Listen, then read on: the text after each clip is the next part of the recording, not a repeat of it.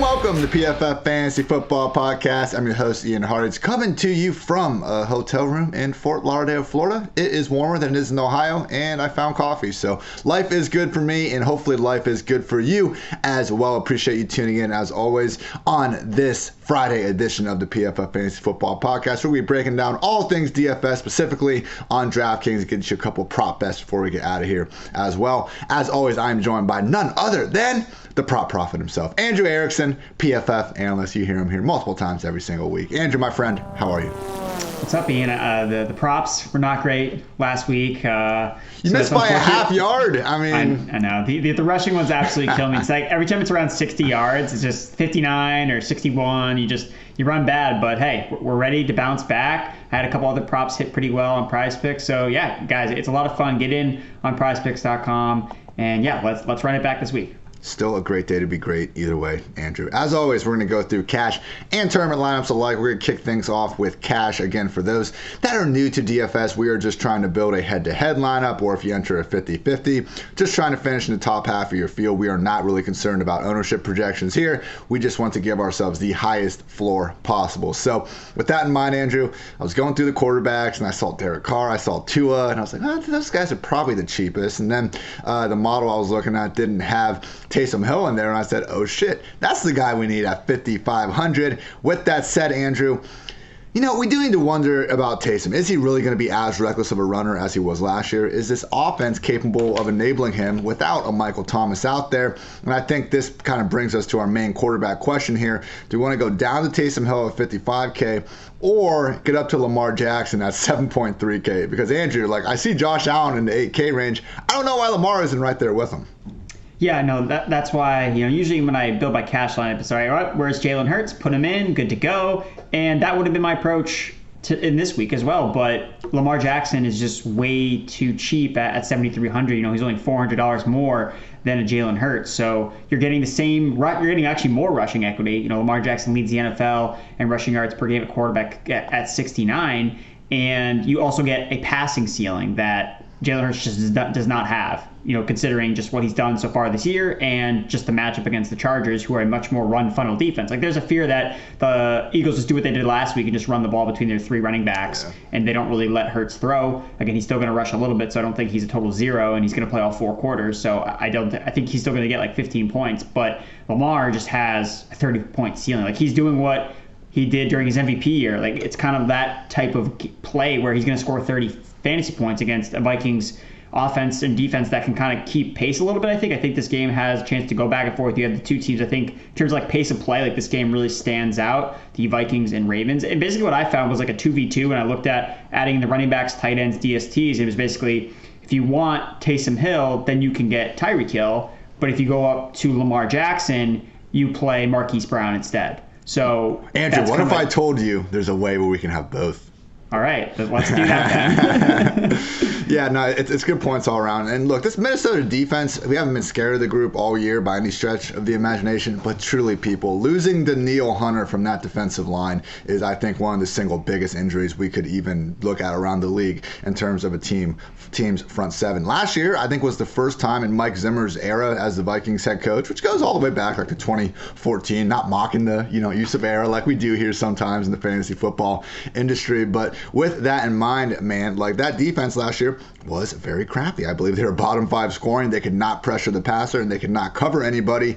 This year, I've told you the Bashaud Breeland, the Patrick Peterson, who's on IR anyway. I've told you guys those stats. They have been brutal all year long. The one saving grace was Danielle Hunter, his ability to get consistent pressure. And going into last week, they were the 5th ranked defense in pressure rate. So you take him out, I think Lamar, Hollywood should have all day to throw. Both of these outside cornerbacks, Andrew, are not able to run a 40 in faster than 4.6 seconds. I think Hollywood Brown can. So I, too, am leaning towards Lamar because as we get on to wide receiver here, it's kind of a weird pricing scale. There's only 4 guys in Thielen, Allen, DJ Moore, Brandon Cooks, maybe some more that could end up playing later in the week. But there's only 4 guys priced between 6K and 7K. So because of that, I don't really feel the need to try to save an extra $500, $600 here to go really get up high at wide receiver. We want Tyreek Hill. I am with you there. He's going to cost us $7,900, and that's fine. But after that, I'm actually fine going much lower in the pricing scale. We got a bunch of guys. T. Higgins at 5.3K. 3K, Hollywood is 6, Jalen Waddle 5.6. Even below that in the 4K range, I think things are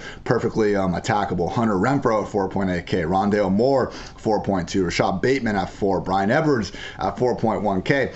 Like, Andrew, I just think that as much as Tyreek and Hollywood are great, I don't feel the need to go pay up in the 7K range for any other wide receivers.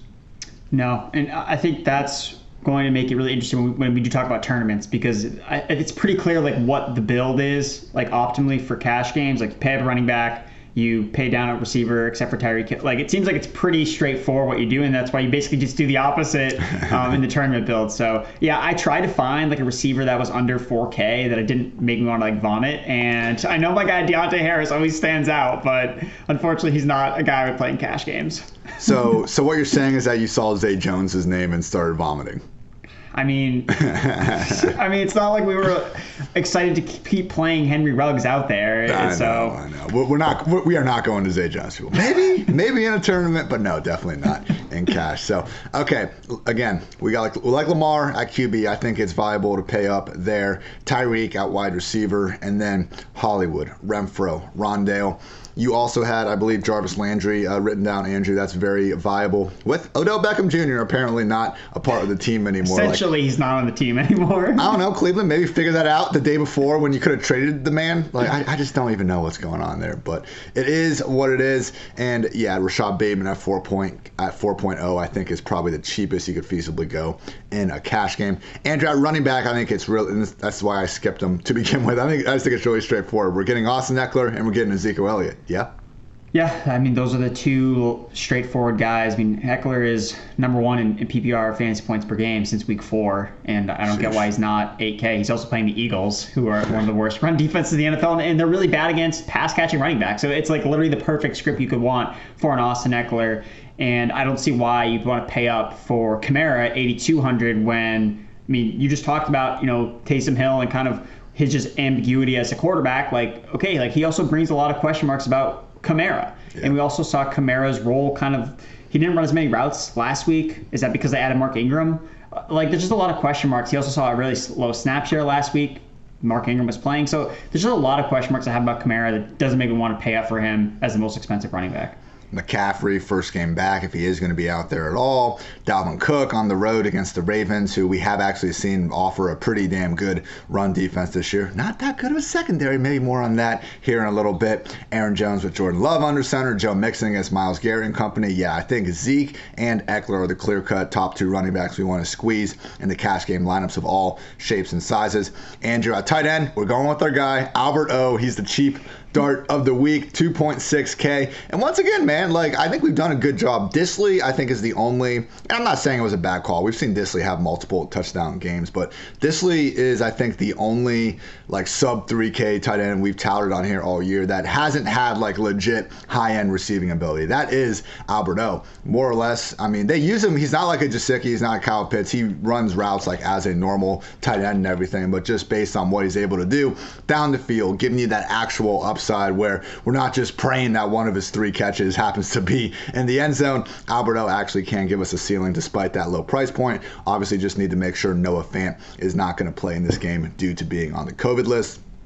And then, Andrew, we have Kansas City at 2.3K on defense. So for me, like my early build that I wanted to get, again, squeeze in Tyreek and Marquise Brown in, I got Lamar at QB, Zeke and Eckler at running back, Tyreek and Hollywood. Had to go down a little bit from there. Rondale Moore, 4.2, potentially without Hopkins and A.J. Green. Then Hunter Renfrow at 4.8K. He's already someone that's catching 5 balls a week. I know the upside isn't huge, but I think we also just look at short white slot receivers and say, like, oh, they have no ceiling. Like, look at the guy. It's like, no, people, if they score a touchdown and they catch 6 passes for 80 yards, like that's just the same as if some dope field stretcher did it as well. Obviously not having Henry Ruggs in this offense could, I think, hurt the overall efficiency. But usually in these situations, Andrew, we see volume win out and Renfrow could be that guy, pal. So that's kind of my final feels on the cash side of things. You got anything else you want to get off your chest here, Andrew? No, I just think that the Renfrow approach is interesting because I think that he's getting more hype because Henry Ruggs isn't there, and I really don't think that's warranted. I don't really think their roles really affect each other that much. I think that Renfrow was still going to get, around his targets, 8 to 10 targets per game. But I think the matchup actually does really favor him anyway against the Giants. They're actually ranked third in targets allowed to slot wide receivers. You look at the PFF wide receiver cornerback matchup chart, he has the second best one in the slot among the slot receivers. So I think that he was set up for success whether Ruggs was going to play or not. That's so fair. I think Edwards will probably get the coverage from Bradbury. So, Edwards is more of a guy I'd probably look for in tournaments. Darren Waller supposedly coming back, hopefully. So maybe we'll talk about him in tournaments as well. But yeah, I think Renfrow in the PPR scoring, he doesn't offer upside, but it's like, okay, well then if he scores 2 touchdowns, oh, boom, well there's your upside. And he is our path to getting Lamar, Hollywood, and these other guys. Because if you don't want to go with those 2 guys in the 4K, it just becomes awfully hard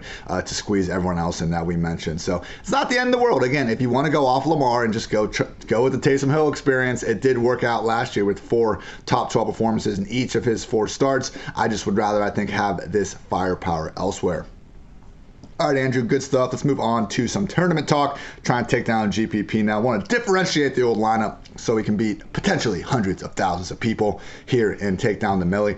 I want to say first, though, give me Kirk Cousins, these receivers, all day, every day this week. Andrew, I'm not afraid of this Ravens defense. They are not the same group as they have been in years past, and I think as much as I was ready to say that after Carson Wentz threw for 400 yards on him, I had to take a step back because they shut down Justin Herbert. But then we saw Joey Burrow and Jamar Chase absolutely go nuts on these guys. So with Kirk Cousins, he is literally PFF's highest graded quarterback this year when he's not under pressure. But he has the 3rd largest drop off in yards per attempt when he's not under pressure compared to when he is finally under duress. So things can go bad for Kirk in a hurry, but you look at this Ravens defense, they're one of the most blitz-happy units in the league, but they rank 27th in pressure rate. So I'm looking at the projected ownership for Cousins, for Jefferson, for Thielen. It's low for each. I know it's not the easiest and most affordable stack to build, but again, we're talking tournaments here. I think that gives you a leg up. So Cousins, Jefferson, Thielen, sign me up. Final note, I do think that Josh Allen is probably, even if he is overpriced compared to Lamar, maybe that's why people aren't going to be going up quite as far. I know quarterback ownership usually pretty flat regardless, but they are playing the freaking Jaguars and Josh Allen, the Bills, one of these few teams where we don't need to worry about blowout game script quite as much because he's the one running in for the touchdowns. He's the one still throwing YOLO balls deep into the 3rd quarter up 30. Josh Allen is truly an enigma in the fantasy football world. What quarterbacks are you liking to try to take down a tournament this week, Andrew?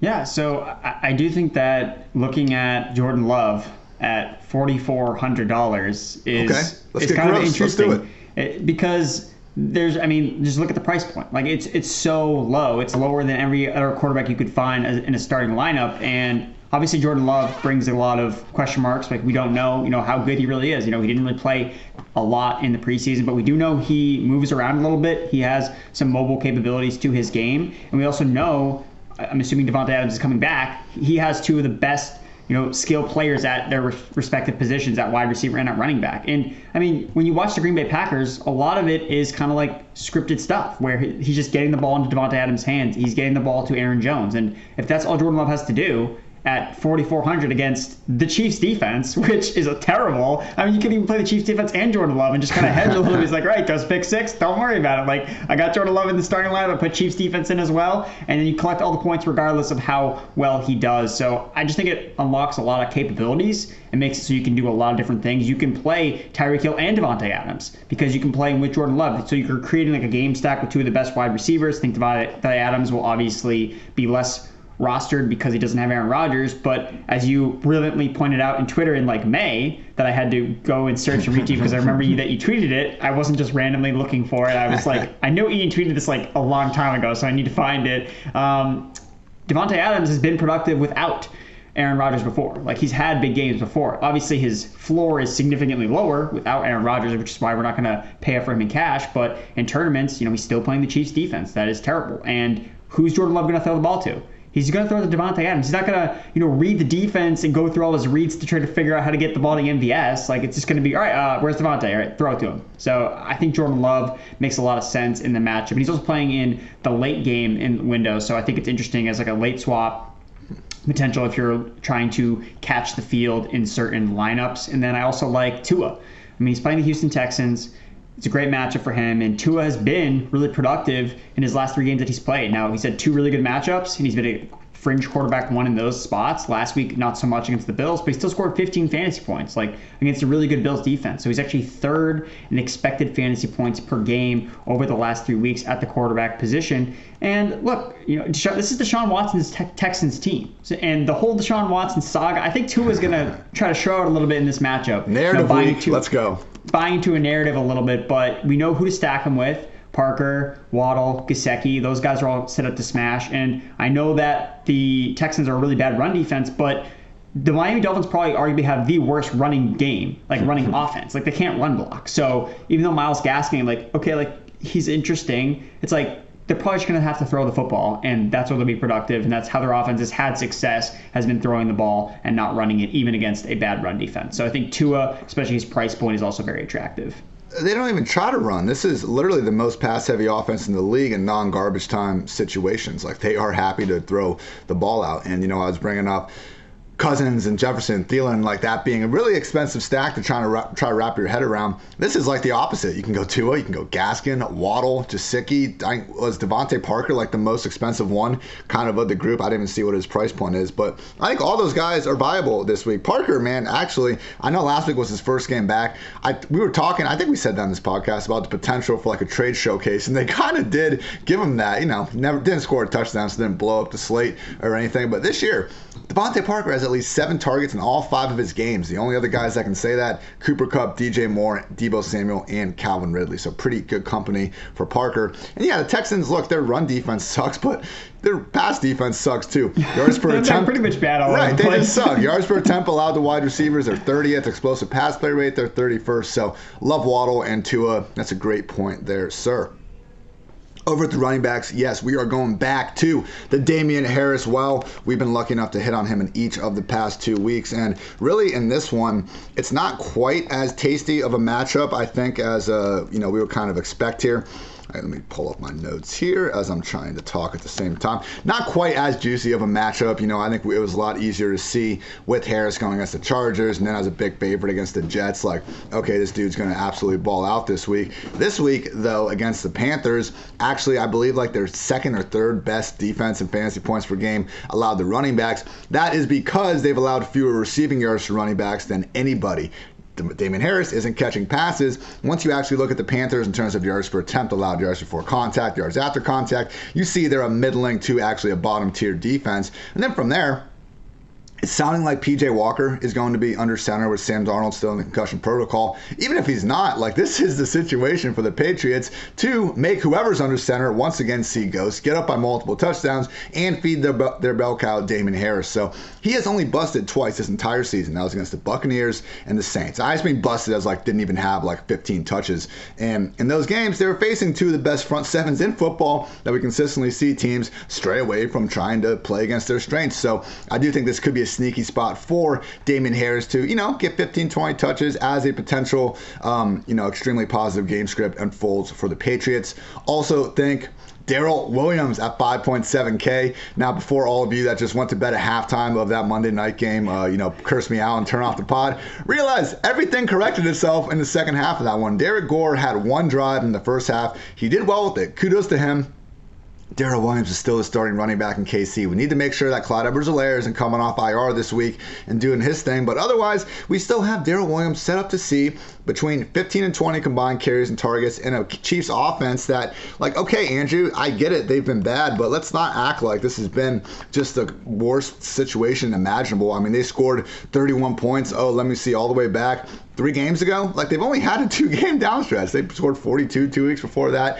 And everyone wants Mahomes and Tyreek, Kelsey, even we're expecting those guys to come out and ball. Hey, maybe that is the case. But once again, we have a home favorite running back in one of the league's still top 10 offenses, in my opinion, that I think will go under owned at just 5.7K. So Darrell Williams, Damian Harris, and then final note, getting all the way up to Alvin Kamara at 8.2K could be a good move in tournaments because, as we brought up, Eckler and Zeke are such obvious plays beneath them. I do think maybe going with Kamara, going with Dalvin Cook, instead of going up to Tyreek Hill at wide receiver, could again just help differentiate those lineups for you. Now, Andrew, I'm looking at your running backs, and I see what we got going here. We got the Dolphins stack, Myles Gaskin, Malcolm Brown is gone. Patrick Laird played a few snaps last week, but finally we have a 2 RB backfield in Miami. Yeah, and I think that the point that you brought up about Darrell Williams is really sharp. I've been seeing all this Derek Gore love, and it's kind of like mind-blowing to me. I see his rostership projection. It's like kind of high at 4K. I'm just like, wait, what's going on? It's like 3 snaps in the second half. Like, if people think that great performance was going to lead to more opportunity, it would have happened in that game. Like, come on. Yeah, he had that one drive, and that one drive just happened to end up getting them down to the goal line, and he was on the field when they were, inside the 5-yard line. So if it just had been Darrell Williams that had been in that drive, no one would have been talking about it. So it kind of blows my mind just that Derek Gore has become just this Monday night hero, overnight, and Darrell Williams is kind of being tossed to the side, at 5.7K. So I think that's really smart and sharp of you to bring up. So Myles Gaskin, again, obviously the Miami Dolphins passing attack is going to be the focal point for most people. I think the Tua double stacks, I think, are actually going to be pretty popular. I think they were popular 2 weeks ago when he was in a really positive matchup against the Atlanta Falcons. So I think it's a little bit trickier because now there's 3 guys to pick from and not 2 with Waddle and Gesicki. Now you're adding in Devontae Parker to the mix. So I think Gaskin kind of makes it a little bit more contrarian. He does catch passes, so we know that he's used in that element of the game. And he's going to see 15 touches. Like, he saw it last week. He's seen it every single time that they've been away from Malcolm Brown. And if you're playing the Houston Texans, you're a running back, and you're going to touch the ball 15 times, like, chances are you may have a nice fantasy game. Like, that's kind of, you just kind of zoom out a little bit and be like, hey, 15 touches, Texans defense equals smiley face. Like, that's what should happen in this situation with Myles Gaskin. And I do want to mention as well as another guy that I actually really like a lot is Josh Jacobs. Coming off the bye week, I think there's an advantage to going after players after bye weeks because people kind of forget about them. They're like, oh, like what's going on? The last thing we remember of Jacobs was him scoring a touchdown, doing like a weird like chest bump thing, and then like not playing in the second half and just being hurt. So he's fine. Like, the injury was not significant. I'm not really sure what actually happened with his chest injury, but he's not on the injury report to start this week, and he's in a really good spot against the New York Giants. Big Blue ranks 4th in rushing yards allowed to running backs this season, so I think Jacobs is in a really good spot. We've seen his pass game usage like teeter a little bit. It's been up and down, but at least it's had its ups, which is it's honestly good enough for me instead of just being a total 0. So I think that Josh Jacobs is a nice guy at 6.2K. He's in a kind of a weird range, not in the 7Ks where we're paying up for those other guys, but not, bottom barrel where some of these 5K guys are. So I think Josh Jacobs, look, the Raiders, the biggest thing with them is they're never winning games. Like, they should win this game. So that provides well for Josh Jacobs to score touchdowns and maybe catch some passes along the way. You can stack him super easy with the Raiders defense, just 2,900 against Daniel freaking Jones, people. Like, what quarterback would you want to play like even more than Daniel Jones? With the Raiders too, I mean, Max Crosby getting that pressure. Like, this is not a good situation for the Giants offense. Love that call to go with Jacobs. Now, at wide receiver, I got a couple names for all you lovely listeners of the PFF Fantasy Football Podcast. First and foremost, continuing on the Vikings train, Justin Jefferson, 7.5K. Adam Thielen, 6.9K. Stack them up there, people. Shootout in Baltimore. Most people are going to want the Lamar side. That's why you, a scholar, are going to take the contrarian route, Cousins with his top 2 wide receivers. Also think that Emmanuel Sanders, 5.6K, in a prime bounce-back spot against the Jaguars. Like, Cole Beasley has had back-to-back great weeks, so now everyone's on the Cole Beasley train. What happened the previous 5 weeks? It was all Emmanuel Sanders. So, hey, maybe one of these days both of them ball out. Maybe it's just Stephon Diggs week. Either way, when we have a situation where a guy goose-egged on usage that was perfectly fine, and now he has another great matchup, like, that's the exact type of bounce-back spot that we want to go to. So, we always talk about unrealized air yards on this podcast and how they can be a sign of, potentially a future boom. Nobody had more unrealized air yards than Emmanuel Sanders last week. Only guy actually in triple digits. So, all about Manny at the mid 5K range. Also think Christian Kirk, 5.3K. We talked about Rondale Moore being a great guy in cash games, and I would start Rondale over Christian Kirk in season long. We're not playing season long, Andrew, so let's take the guy, figures to fetch far less ownership, still a starting receiver in an offense with Kyler Murray under center. We mentioned earlier Andrew was throwing up, but it's not the worst play I've ever seen to go after Zay Jones at just 3K. He really is the only salary saver at wide receiver. Final note, I guess, would just be Marvin Jones at 5.7K. I don't love it. I mean, I think I would probably just end up playing Emmanuel Sanders over him in most of the lineups. But you know what? It stuck out to me. So if any of you out there decide to play him and he pops off, just give me all the credit in the world for that call. Andrew, we talked about this before with Jordan Love, but yes, I agree. I think Devontae Adams is a fantastic pivot off of Tyreek Hill in tournaments. I also like one name you got on here, who is Kadarius Toney. Should be in line for a lot more slot reps with Sterling Shepard already ruled out. Yeah, every time Kadarius Toney is on the field, Daniel Jones is trying to force feed him the ball. You know, he's a 41% target rate per route run over the last 4 weeks, which is number 1 in the NFL. And Toney is talented. Like, we've seen him make big plays. His yards per route run, number 1 in the NFL over the last 4 weeks. He's PFF's second highest graded wide receiver over that time. So he's a good player. He's going to see targets, and he's playing the Raiders. So I think it sets up really well for him to have a productive outing, and he works really well with, oh, you want to play Jacobs? You stack him with Kadarius Toney in a skinny stack. So I think it makes a lot of sense from one of these games that I don't think a lot of people are going to be hyped about Giants Raiders, but we've seen both these offenses have decent outings and put up points and play fast. So I think that there's an opportunity where this game does kind of get a little bit high score and we do see some points scored. So I think it makes a lot of sense to go with a player like Kadarius Toney. I also like DJ Moore. Again, it's basically just, it's a tournament play only because we're going to have PJ Walker under center, and that's obviously not great, but DJ Moore has had the target share all year long. Like, he is the clear alpha in this offense, and what happens when we have backup quarterbacks in games is they just look for the alpha receiver. You know, it's the Brandon Cooks, Davis Mills corollary, where Davis Mills is just throwing the ball to Brandon Cooks. Like, he's not trying to throw the ball at anybody else because he doesn't want to go through his reads. And we actually have Tyrod under center this week, which is interesting. Oh, perfect. So you got to fade Brandon Cooks then. No, that's very good for Brandon Cooks, just to get that boost in efficiency any way humanly possible. He makes a lot of sense as a bring back in these Miami stacks. And Brandon Cooks is going to be like super high rostered, but it makes sense. So I think that it makes perfectly to go with DJ Moore as a tournament play. The Patriots have been susceptible against better wide receivers. It depends on what Bill Belichick ultimately tries to do. I think he might try to take away the run game more or less than take away DJ Moore, and he could be facing garbage time depending on how this game plays out. So DJ Moore, just a really talented wide receiver, 6.4K, and he's not going to be highly rostered. So I like him as a low-owned wide receiver that he could boom. Like, we've seen him have massive weeks before. We know he's talented. Yak guy. He can make plays downfield. And there's really no one on the Patriots. There's no corner on the Patriots that can really cover him one-on-one. So unless they go all zone, I think that DJ Moore could make some plays. And I always have to mention Deontay Harris, 3,900. Always. He's always popping in the wide receiver cornerback matchup chart because he just has a really, really high PFF grade. And he is getting targets in the Saints offense. So if you are playing Taysom Hill, I think that if you just want to do a one stack, I mean, you could probably play Taysom Hill naked in a lot of situations, but if I were to pair him with anybody, it would probably be Deontay Harris. Yeah, I am anticipating DJ Moore catches that J.C. Jackson shadow. But this year, I mean, Devontae Parker at 81 yards under Jackson's watch. Mike Evans, 7 catches, 75 yards. He shut down Brandon Cooks, but that was the game where Chris Conklin and Chris Moore were going bonkers on the other side. So, yeah, I would not be, just completely fading even a P.J. Walker-led offense purely because they're facing the Patriots.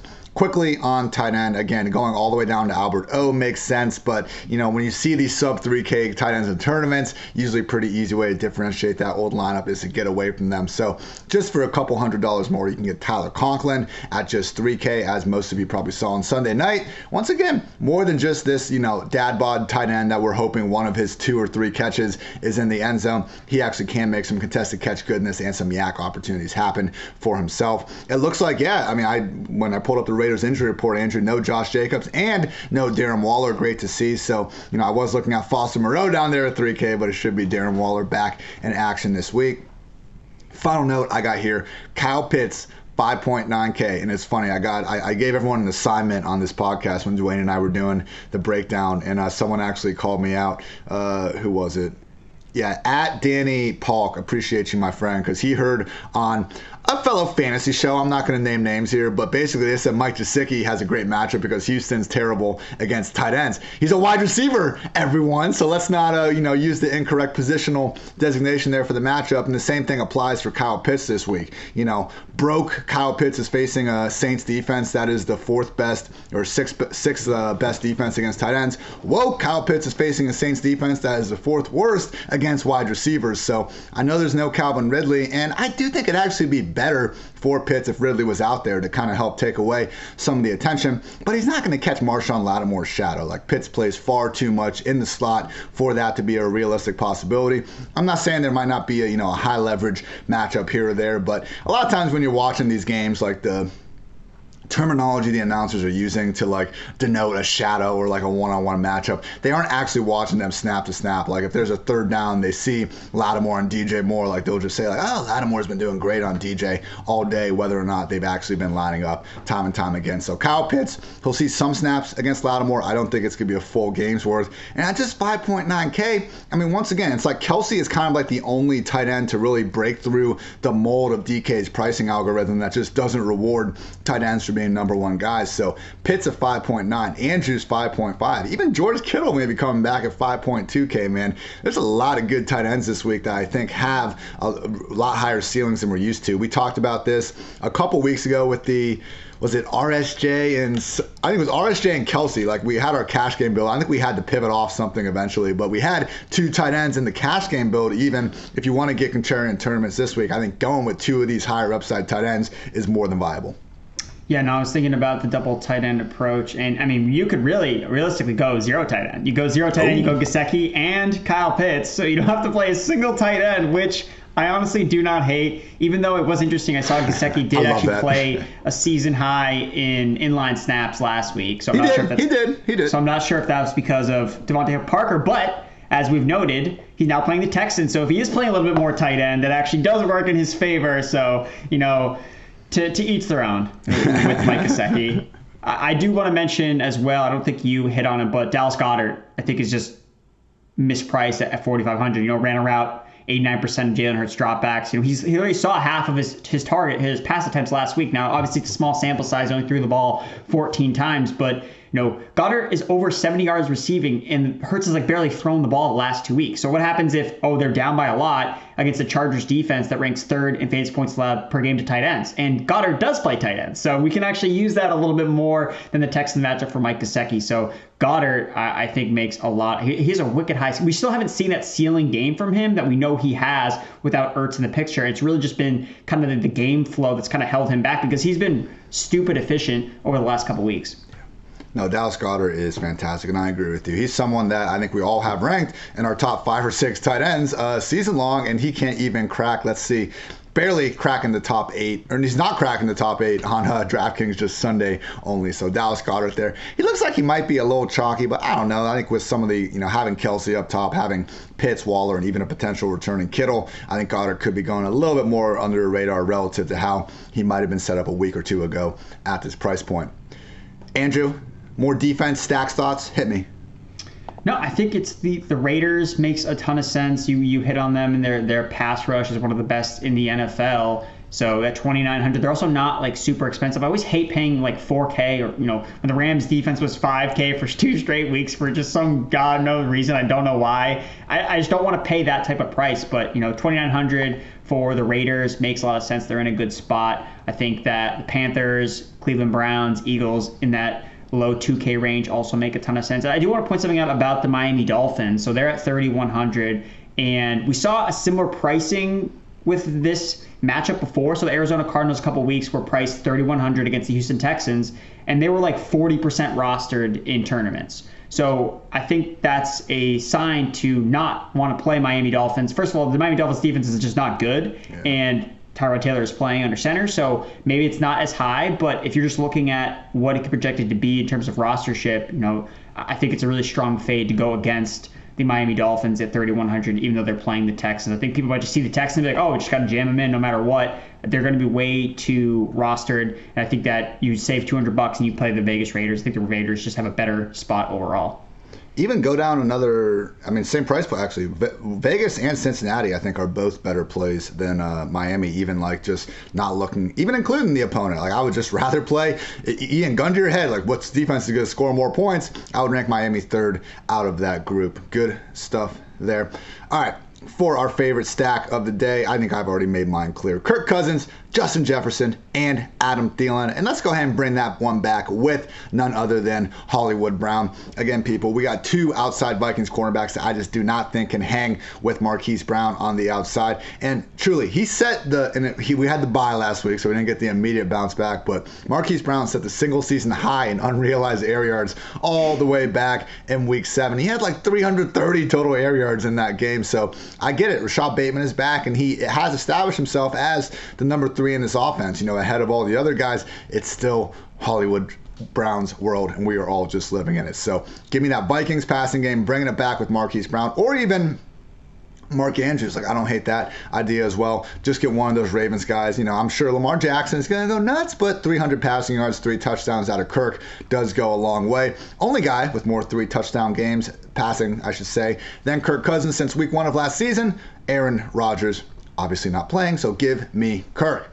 Andrew, what is your favorite stack, my friend? All right, well, I was talking him up. I'm going to go with Tua.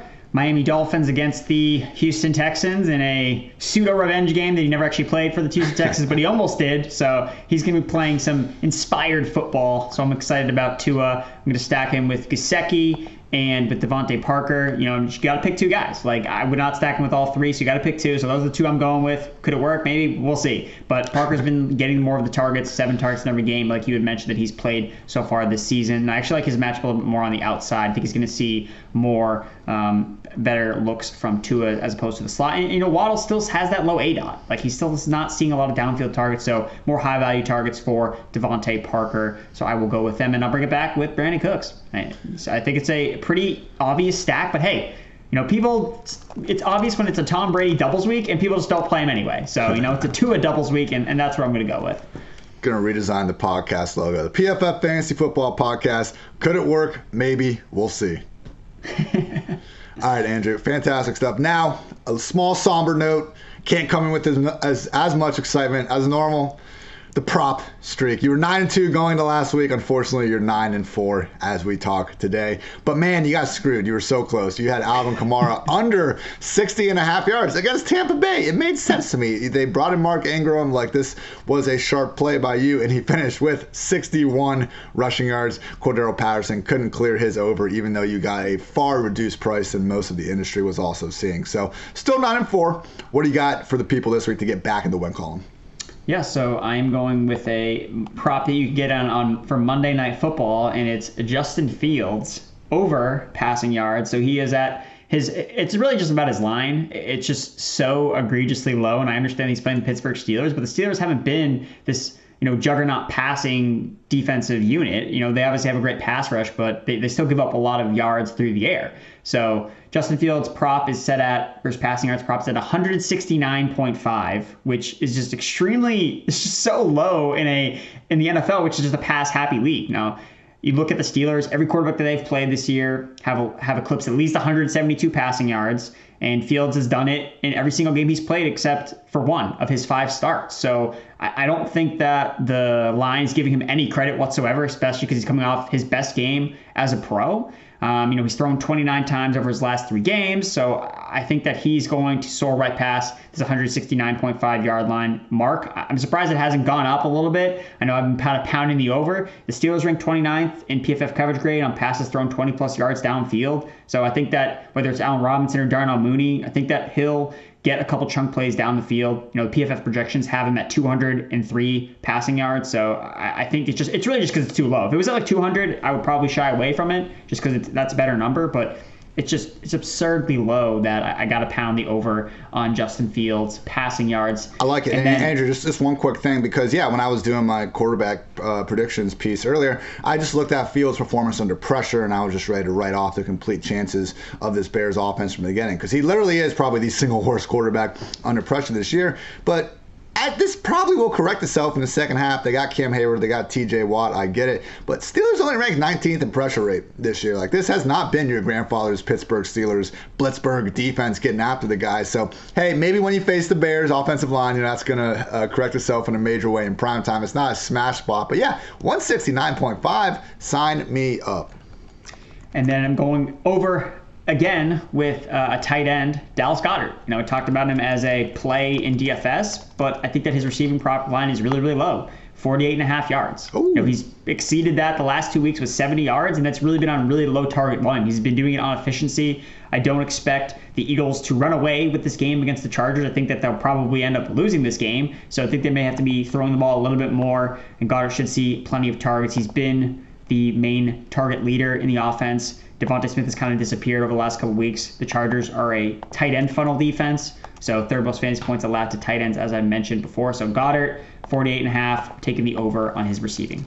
Yeah, I think earlier in his career, so basically it's his rookie year because of all those damn injuries, but Derwin James was used as more of a tight end stopper in the earlier parts of his career. But this year, they still use him everywhere, but I'm looking at his snaps on PFF.com right now. So I think we would expect him mostly to be covering tight ends when he's lined up in the box, somewhere around there, which he's done for 132 snaps this year, but he's actually played 141 snaps as a slot corner and the most snaps, 156, out at free safety. So look, what do we say about one-on-one matchups? They'll be always more of a tiebreaker to begin with, but for those of you that just really respect Derwin James, you should. He's an incredible player. Doesn't mean Dallas Goedert can't clear 48.5 yards. Like, that's just an insult, Andrew. And I feel like that Derwin factor could be going into that line. So Justin Fields over 169.5. Dallas Goedert over 48.5. Andrew, hope you can get back on the winning track. I like those two picks.